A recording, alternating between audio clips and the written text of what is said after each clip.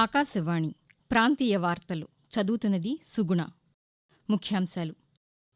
మిగ్జామ్ తుఫాను బాపట్ల తీరానికి అత్యంత సమీపంలో కేంద్రీకృతమైందని భారత వాతావరణ కేంద్రం తెలిపింది. తుఫాను ప్రభావిత ప్రాంతాల్లో సహాయక చర్యలను వేగవంతం చేయాలని ముఖ్యమంత్రి వైఎస్ జగన్మోహన్ రెడ్డి అధికారులను ఆదేశించారు. మిగ్జామ్ ప్రభావంతో నష్టపోయిన రైతులకు రాష్ట్ర ప్రభుత్వం అండగా ఉంటుందని రాష్ట్ర బీసీ సంక్షేమ శాఖ మంత్రి చెల్లుబోయిన శ్రీనివాస వేణుగోపాలకృష్ణ పేర్కొన్నారు. ఉమ్మడి రాష్ట్ర ఆస్తుల విభజనలో జాప్యంపై రాష్ట్ర ప్రభుత్వం దాఖలు చేసిన పిటిషన్పై విచారణను సుప్రీంకోర్టు వచ్చే ఏడాది మార్చికి వాయిదా వేసింది. మిగ్జామ్ తుఫాన్ కారణంగా 300 రైళ్లు రద్దయ్యాయని దక్షిణ మధ్య రైల్వే ఒక ప్రకటనలో తెలిపింది. ఇక వార్తల వివరాలు.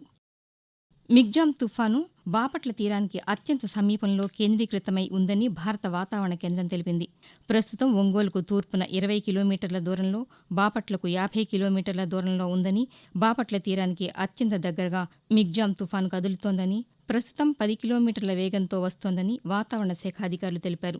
ఇది ఉత్తర దిశగా కదులుతూ బాపట్ల వద్ద తీరం దాటుతుందని, తీరం దాటే సమయంలో సముద్రంలో అలలు భారీగా ఎగిసిపడతాయని, తుఫాను తీరం దాటి భూమి మీదకి వచ్చాక క్రమంగా బలహీనపడుతుందని, మరో 24 గంటల పాటు రాష్ట్రంలో పలుచోట్ల వర్షాలు కురుస్తాయని తెలిపింది. తుఫాను నేపథ్యంలో బాపట్ల, నిజాంపట్నం, మచిలీపట్నంలో 10వ నంబర్ ప్రమాద హెచ్చరిక కొనసాగుతోంది. కాకినాడలో 9, విశాఖ, కళింగపట్నంలో 3వ నంబర్ హెచ్చరిక జారీ చేశారు. మిగ్జామ్ ప్రభావంతో బాపట్ల, సూర్యలంక సముద్ర తీరాల్లో గంటకు 90 నుండి 110 కిలోమీటర్ల వేగంతో గాలులు వీస్తున్నాయని ప్రకటించింది. తుఫాను ప్రభావిత ప్రాంతాల్లో సహాయక చర్యలను వేగవంతం చేయాలని ముఖ్యమంత్రి వైఎస్ జగన్మోహన్ రెడ్డి అధికారులను ఆదేశించారు. తుఫాను ప్రాంతాల్లో సహాయక కార్యక్రమాలపై ముఖ్యమంత్రి ఈరోజు తాడేపల్లిలోని క్యాంపు కార్యాలయంలో సమీక్ష నిర్వహించారు. ఈ సందర్భంగా తుఫాను పరిస్థితులపై అధికారులను వివరాలు అడిగి తెలుసుకున్నారు. సహాయక శిబిరాల్లో తగిన సదుపాయాలను అందించాలని, సౌకర్యాల కల్పనలో ఎలాంటి పొరపాట్లు జరగకుండా చర్యలు తీసుకోవాలని ఆదేశించారు. నెల్లూరు, తిరుపతి సహా తుఫాను వల్ల దెబ్బతిన్న ప్రాంతాల్లో విద్యుత్ సరఫరా వ్యవస్థను పునరుద్దరించాలని తెలిపారు. అలాగే వాలంటీర్ వ్యవస్థ ద్వారా రేషన్ పంపిణీని సమర్థవంతంగా చేపట్టాలని ముఖ్యమంత్రి వివరించారు. తుఫాను వల్ల పంట నష్టపోయిన రైతులకు రాష్ట్ర ప్రభుత్వం అండగా ఉంటుందని రాష్ట్ర బీసీ సంక్షేమ శాఖ మంత్రి చెల్లుబోయిన శ్రీనివాస వేణుగోపాలకృష్ణ వెల్లడించారు. డాక్టర్ బీఆర్ అంబేద్కర్ కోనసీమ జిల్లాలోని రామచంద్రాపురం పరిధిలోని వేలంపాలెం, నెలపర్తిపాడు, గణపతి నగరం గ్రామాల్లో మంత్రి అధికారులతో కలిసి పర్యటించారు. తుఫాను కారణంగా కురుస్తున్న వర్షాలకు నీట మునిగిన పంట పొలాలు, తడిసిన ధాన్యాన్ని గ్రామాల్లో పర్యటించి ఆయన పరిశీలించారు. ముఖ్యమంత్రి వైఎస్ జగన్మోహన్ రెడ్డి రైతులను ఆదుకునే విషయంలో ఇప్పటికే తగిన సూచనలు చేశారన్నారు. తడిచిన ధాన్యాన్ని తేమ శాతంతో సంబంధం లేకుండా కొనుగోలు చేయాలని అధికారులను ఆదేశించామన్నారు. రైతులు తమ దగ్గర ఉన్న ధాన్యాన్ని వెంటనే రైతు భరోసా కేంద్రాల ద్వారా మిల్లులకు తరలించాలని మంత్రి సూచించారు. రాష్ట్ర వ్యాప్తంగా గత 2 రోజుల్లో 5 లక్షల మెట్రిక్ టన్నుల తడిచిన ధాన్యం సేకరించామని రాష్ట్ర పౌర సరఫరాల శాఖ కమిషనర్ అరుణ్ కుమార్ తెలిపారు. కృష్ణా జిల్లా ఉయ్యూరు మండలం గండిగుంట రైతు భరోసా కేంద్రాన్ని ఈరోజు ఆయన పరిశీలించారు.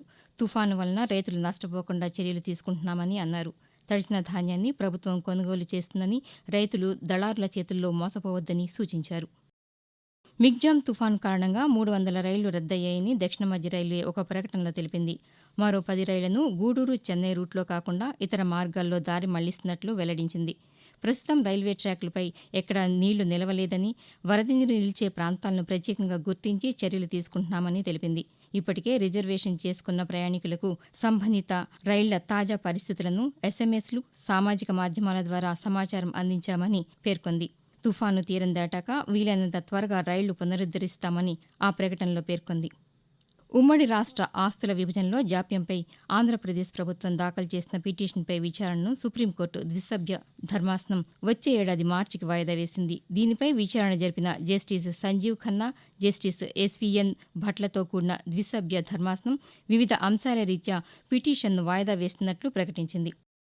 మిగ్జామ్ తుఫాను కారణంగా విశాఖపట్నం విమానాశ్రయం నుంచి వెళ్లే 23 విమానాలు రద్దు చేసినట్లు ఎయిర్పోర్టు డైరెక్టర్ తెలిపారు. తుఫాను నేపథ్యంలో రాజమహేంద్రవరం విమానాశ్రయం నుంచి విమాన సర్వీసులను తాత్కాలికంగా రద్దు చేసినట్లు విమానాశ్రయ అధికారులు తెలిపారు. తుఫాను కారణంగా హైదరాబాద్, చెన్నై, బెంగళూరు, తిరుపతి, విశాఖపట్నం, సిరిడి నుండి విజయవాడ, గన్నవరం విమానాశ్రయానికి రావాల్సిన విమానాలు రద్దయినట్లు అధికారులు తెలిపారు. ఆకాశవాణి ప్రాంతీయ వార్తలు వింటున్నారు. కర్నూలు జిల్లాలో ఈ నెల 16 వరకు మిషన్ ఇంద్రధనుష్ కార్యక్రమం నిర్వహించనున్నట్లు జిల్లా వ్యాధి నిరోధక టీకాల అధికారి డాక్టర్ వై ప్రవీణ్ కుమార్ తెలిపారు. కర్నూలు నగరంలో స్థానిక ప్రాథమిక ఆరోగ్య కేంద్రాన్ని ఆయన తనిఖీ చేశారు. ఈ సందర్భంగా ఆయన మాట్లాడుతూ మిషన్ ఇంద్రధనుష్ 3వ విడతలో భాగంగా ఈ నెల 16వ తేదీ వరకు నిర్వహించే కార్యక్రమంలో గర్భిణులు, పిల్లలకు టీకాలు వేయించాలని సూచించారు. భారీ వర్షాల నేపథ్యంలో ప్రజలు అప్రమత్తంగా ఉండాలని ప్రభుత్వం అన్ని చర్యలు తీసుకుంటోందని శ్రీకాళహస్తి శాసనసభ్యులు బియ్యపు మధుసూదన్ రెడ్డి అన్నారు. శ్రీకాళహస్తి పట్టణంలోని ఏనుగులగుంట చెరువు సమీపంలో ఉన్న లోతట్టు ప్రాంతాల్లో ఆయన ఈరోజు పర్యటించారు. లోతట్టు ప్రాంతాల్లో ఉన్న ప్రజలకు భోజనాలు, వసతి ఏర్పాట్లు చేయాలని అధికారులను ఆదేశించారు. అధికారులు ముందస్తు చర్యలు తీసుకున్నారని, ఎవరూ ఆందోళన చెందాల్సిన అవసరం లేదని ఆయన హామీ ఇచ్చారు. శ్రీ సత్యసాయి జిల్లాలో వికసిత్ భారత సంకల్ప యాత్ర కార్యక్రమం కొనసాగుతోంది. ఈరోజు సోమందేపల్లి మండలంలోని మండలి, మాగేచెరువు గ్రామాల్లో, కొత్త చెరువు మండలం తలమర్ల, మీర్జాపురం, తలుపుల మండలం ఉడుములకుర్తి, గోళ్లపాలితాండ, ధర్మవరం మండలం పోతుల నాగేపల్లి, సీసీ కొత్త చెరువుల గ్రామాల్లో ఈ యాత్ర జరుగుతోందని అధికారులు తెలిపారు. కేంద్ర ప్రభుత్వం అమలు చేస్తున్న పథకాల గురించి ప్రచార వాహనాల్లో లఘు చిత్రాల ద్వారా ప్రజలకు వివరిస్తున్నారు. వికసిత్ భారత సంకల్ప యాత్రకు ప్రజల నుండి విశేష స్పందన లభిస్తోంది. అన్నమయ్య జిల్లాలో కరువు పరిస్థితులను పరిశీలించడానికి ఈ నెల 7వ తేదీన కేంద్ర బృందం పర్యటించనుందని జిల్లా కలెక్టర్ గిరీష తెలిపారు. రాయచోట్లోని కలెక్టర్ కార్యాలయంలో కేంద్ర కరువు బృందం పర్యటన ఏర్పాట్లపై అధికారులతో ఆమె సమీక్ష నిర్వహించారు. ఈ సందర్భంగా కలెక్టర్ మాట్లాడుతూ జిల్లాలో కరువు వల్ల దెబ్బతిన్న వివిధ పంటలను ఈ బృందం పరిశీలిస్తుందని వివరించారు. బృంద సభ్యులు జిల్లాలోని రామాపురం, లక్కిరెడ్డిపల్లె, గాలివీడు, రాయచోటి, చిన్నమండెం, పెద్దమండెం, తంబళ్లపల్లె, కురబలకోట మండలాల్లో పర్యటిస్తారని పేర్కొన్నారు. మిగ్జాం తుఫాను తీరం దాటనున్న నేపథ్యంలో తుఫాను ప్రభావిత జిల్లాలైన బాపట్ల, డాక్టర్ బిఆర్ అంబేద్కర్ కోనసీమ, తూర్పుగోదావరి, కాకినాడ, ప్రకాశం, ఎస్పీఎస్ నెల్లూరు, తిరుపతి, పశ్చిమ గోదావరికి ప్రత్యేక అధికారులను ప్రభుత్వం నియమించింది. తుఫాను ప్రభావిత ప్రాంతాల్లో పునరావాస కేంద్రాలను ఏర్పాటు, సహాయక చర్యలపై ఈ అధికారులు నిరంతరం సమీక్షిస్తారని ప్రభుత్వం ఓ ప్రకటనలో తెలిపింది. మిగ్జాం తుఫాను వల్ల వచ్చే గాలులు 100 కిలోమీటర్ల కన్నా ఎక్కువ వేగంతో ఉండే అవకాశం ఉన్నందున సమాచార వ్యవస్థ, విద్యుత్ వ్యవస్థలు దెబ్బతింటే వాటిని పునరుద్దరించడానికి పలు శాఖల అధికారులతో ప్రత్యేక బృందాన్ని ఏర్పాటు చేశామని గుంటూరు జిల్లా కలెక్టర్ ఎం వేణుగోపాల్రెడ్డి తెలిపారు.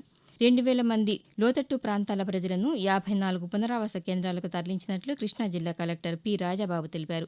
పునరావాస కేంద్రాల్లో ప్రజలకు అవసరమైన ఆహారం, నీరు, పాలు అందిస్తున్నామన్నారు. పార్వతీపురం మన్యం జిల్లా కలెక్టర్ నిశాంత్ కుమార్ ఈరోజు జిల్లాలోని సాలూరులో లోతట్టు ప్రాంతాల్లో పర్యటించి అక్కడ పరిస్థితిని సమీక్షించారు. తుఫాను ప్రభావాన్ని అన్ని విధాలుగా ఎదుర్కొనేందుకు జిల్లా యంత్రాంగం సిద్ధంగా ఉందని తెలిపారు. తిరుపతి నగరంలోని మంగళం ప్రాంతంలో ఏర్పాటు చేసిన పునరావాస కేంద్రాల్లో బాధితులకు అందుతున్న సౌకర్యాలను టీటీడీ చైర్మన్ భూమన కరుణాకర్ రెడ్డి అడిగి తెలుసుకున్నారు. తుఫాను ప్రభావిత ప్రాంతాల్లో ప్రజలను, అధికారులను అప్రమత్తం చేశామని తెలిపారు. ముఖ్యాంశాలు: మిగ్జాం తుఫాను బాపట్ల తీరానికి అత్యంత సమీపంలో కేంద్రీకృతమైందని భారత వాతావరణ కేంద్రం తెలిపింది. తుఫాను ప్రభావిత ప్రాంతాల్లో సహాయక చర్యలను వేగవంతం చేయాలని ముఖ్యమంత్రి వైఎస్ జగన్మోహన్ రెడ్డి అధికారులను ఆదేశించారు. మిగ్జాం ప్రభావంతో నష్టపోయిన రైతులకు రాష్ట్ర ప్రభుత్వం అండగా ఉంటుందని రాష్ట్ర బీసీ సంక్షేమ శాఖ మంత్రి చెల్లుబోయిన శ్రీనివాస వేణుగోపాలకృష్ణ పేర్కొన్నారు. ఉమ్మడి రాష్ట్ర ఆస్తుల విభజనలో జాప్యంపై రాష్ట్ర ప్రభుత్వం దాఖలు చేసిన పిటిషన్పై విచారణను సుప్రీంకోర్టు వచ్చే ఏడాది మార్చికి వాయిదా వేసింది. మిగ్జాం తుఫాను కారణంగా 300 రైళ్లు రద్దయ్యాయని దక్షిణ మధ్య రైల్వే ఒక ప్రకటనలో తెలిపింది. ఆకాశవాణి ప్రాంతీయ వార్తలు ఇంతటితో సమాప్తం.